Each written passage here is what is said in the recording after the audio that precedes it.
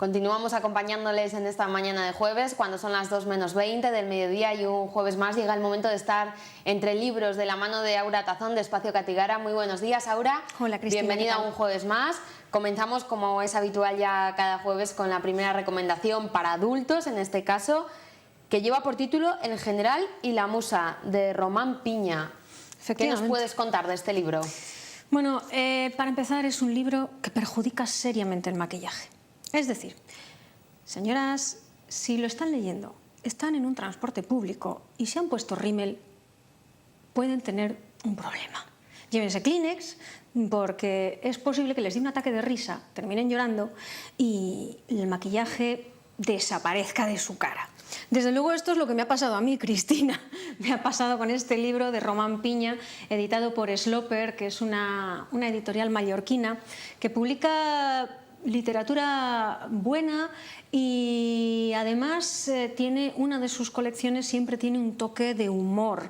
Tiene muchos libros que dan mucho juego humorístico. Por ejemplo, Román Piña, sin ir más lejos, tiene otro libro que se titula Stradivarius Rex, que se podría leer antes o después de este, porque tienen cierta relación. En El general y la musa nos vamos a encontrar algo peculiar. Nos vamos a encontrar a Franco, sí, a Francisco Franco Bahamonde, pero a un Franco al que algo extraño le ha sucedido. En 1933 Franco estuvo en Mallorca y entonces allí ese hecho lo toma el autor para construir una historia de Franco totalmente extravagante. Tiene un punto surrealista importante el libro y muy divertido. Resulta que a Franco algo le sucede que de repente le da por hacer cosas extrañas y, por ejemplo, le da por ponerse a destilar ilegalmente licor de hierbas, le da por ir a un garito de jazz en el que termina siendo batería, uno de los baterías más afamados de Europa, hasta el punto de que Django Reinhardt quiere llamarle para que vaya a tocar con él en su banda. Le da por investigar el caso del piano de Chopin, que fue bastante sonado al parecer en Palma, pues porque pues se exhibían 2 habitaciones de Chopin y 2 pianos y la guerra era cuál era el verdadero. Y un montón de aventuras más que realmente son divertidas. Está narrado con un lenguaje muy divertido. Estamos viendo en imágenes lo que es el book trailer de este libro. La semana pasada pusimos ya uno de otro libro del que hablamos. Hoy no nos daba tiempo porque es bastante largo, así que la gente que quiera verlo y antes de ponerse a leer El general y la musa, a ver cómo su autor cuenta, ¿no?, cómo es este libro, pues que sepa que lo tiene en internet, que buscando El general y la musa o Román Piña lo va a poder encontrar. No sé si puedes decir algo más de este autor. Has hablado ya de uno de sus otros libros, de Stradivarius Rex. ¿Tiene otro, Gólgota? En general, ¿cómo le describirías a Román Piña? Bueno, pues a Román Piña, además he tenido el gusto de conocerle en persona. Román Piña es un hombre, es de clásicas, es un hombre que enseña griego, o sea, es profesor de griego y siempre han dicho, ahora sí cuando me oiga después me reñirá, pero siempre han dicho que la gente de clásicas, bueno, está un poco chinada. No es verdad, yo doy fe de que no está nada loco, pero tiene un sentido del humor muy inteligente, muy divertido y muy surrealista. Tiene un punto loco el libro y su forma de escribir, los planteamientos que nos hace, a veces nos hacen pensar bastante. En Stradivarius Rex, por ejemplo, que no he traído un ejemplar para enseñarlo, pero bueno, en Stradivarius Rex nos cuenta una historia extrañísima de un personaje que empieza a levantarse cada día durante 10 años en la piel de otras personas. Entonces es divertido y al mismo tiempo nos hace pensar porque nos muestra por dentro todas las capas de la sociedad, ¿no? Es un humor inteligente, ante todo es un humor inteligente que en los tiempos que corren se agradece. Bueno, pues la primera recomendación del día, este libro humorístico en parte. Ya ha dicho Aura que si le leen en público con Kleenex para que no se nos salten demasiado las lágrimas. Y ahora vamos a hablar de unos libros para niños, de nuestra recomendación de hoy para los peques, y dedicado además a unas personas muy importantes ahora como son los abuelos y que ahora tiran tanto, ¿no?, de esos nietos. Efectivamente. Me gustaría hablar de estos libros de Lili Messina editados por Takatuka. Takatuka, que por cierto es la isla en la que vivía el padre de Pipi Calzas Largas. Takatuka es una editorial catalana que trabaja un tipo de álbum ilustrado muy especial. Son generalmente libros muy buenos, pero que tratan temas que no siempre son fáciles de tratar, tratan temas peliagudos. A veces son muy tiernos y otras veces son muy gamberros. En este caso, son libros tiernos. En el primero de ellos, que fue El Yayo es el Yayo, cuentan la historia de un niño que piensa, bueno, pues que leo la sinopsis y se van a hacer ustedes a la idea. Al Yayo le dan de comer.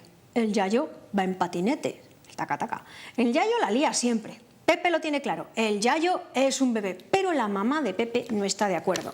Aquí tenemos la relación entre el niño y un abuelo que está necesitado de ayuda externa siempre, ¿no? 24 horas de dependencia.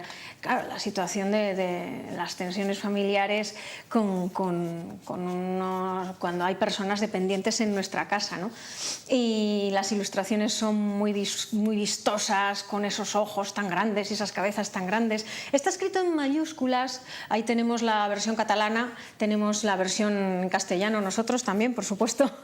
Está escrito en mayúsculas, con lo cual pues a los niños que son pequeños, que están en infantil empezando con las mayúsculas, les facilita la lectura. Y continuó este año, esta primavera, sacaron Cuando el Yayo era peque.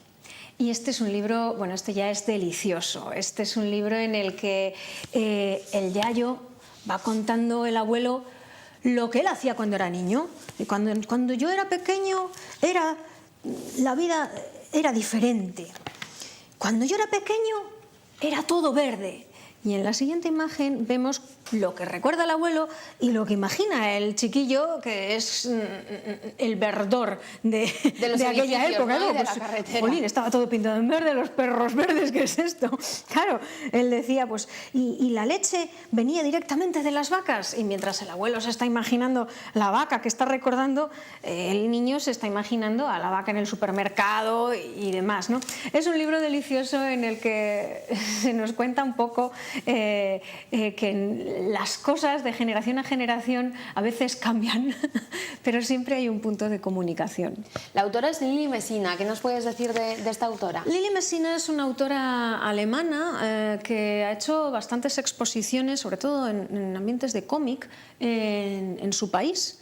Es una mujer joven, es de 1976 y bueno, pues la verdad es que trabaja bastante el álbum ilustrado y estos de Takatuka yo creo que han acertado fichando con ella.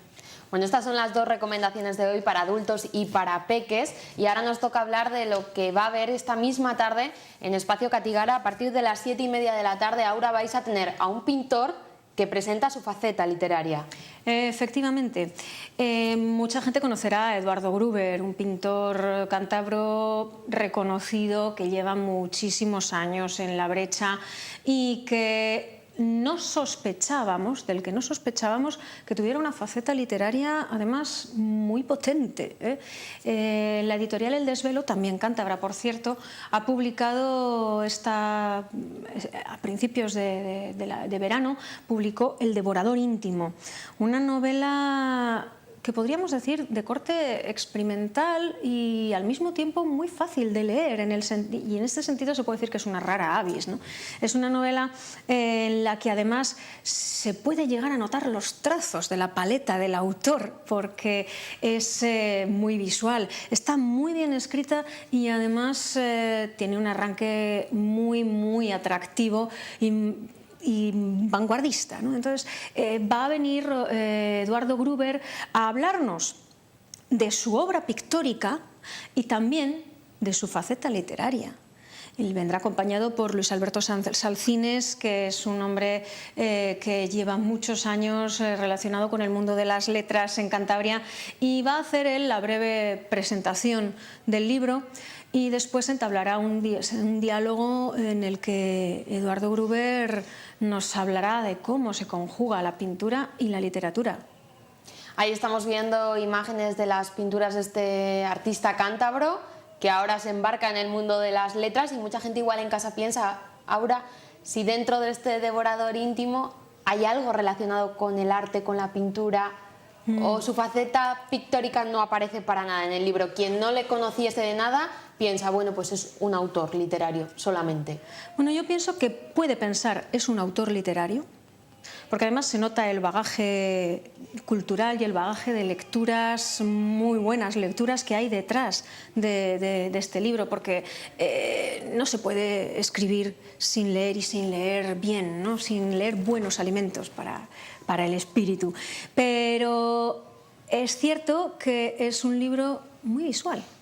Y como decía antes, se notan las paletadas, ¿no? del pintor. Empieza, además es que en el principio mismo se percibe, empieza con una grabación de un personaje que es en torno al cual gira toda la novela, pero que muere al final de la grabación. Y este personaje nos habla de manera descriptiva y con los colores muy vivos. Mirad, nunca sabré cómo contar esto.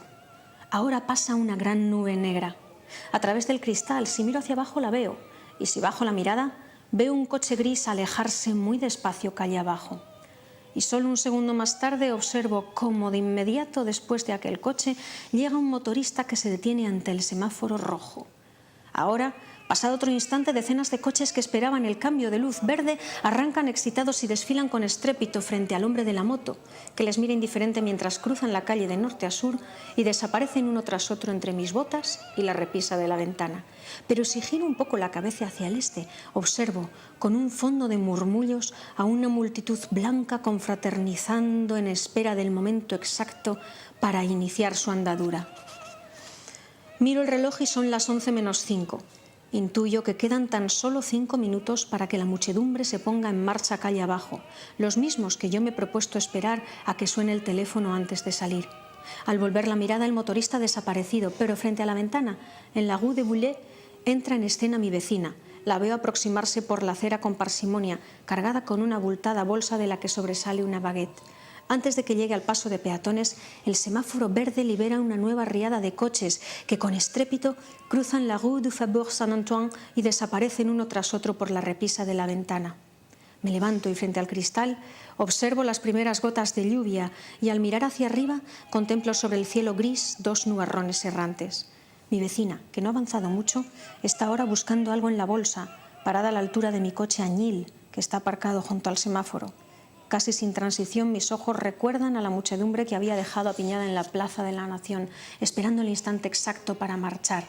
Todo parece normal, pero una cosa llama mi atención, y casi sin quererlo, mi mirada se clava en un único y hermoso punto azul que destaca en el centro de la multitud y que el azar ha traído frente a mí.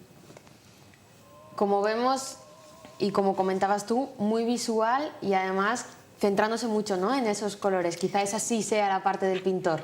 Yo creo que ahí está el pintor y en el hecho además de que este personaje es un artista y bueno, se describe, se trabaja muy bien las escenas además desde un punto de vista psicológico muchas veces. Creo que merece la pena venir esta tarde a la librería Espacio Catigara en la calle Madrid a charlar un rato con Eduardo Gruber, a las 7:30, y merece la pena porque no todos los días encontramos un artista que reúne en sus cualidades, en su persona, cualidades que nos pueden parecer tan dispares como la pintura y el arte literario. Pues muchísimas gracias, Aura, una semana más. A partir de las 7:30 de la tarde, esa presentación hoy en el Espacio Catigara, en la calle Madrid número 13, que ya me he aprendido el número. El jueves que viene te espero aquí de nuevo. Muchísimas gracias. Gracias a ti, Cristina.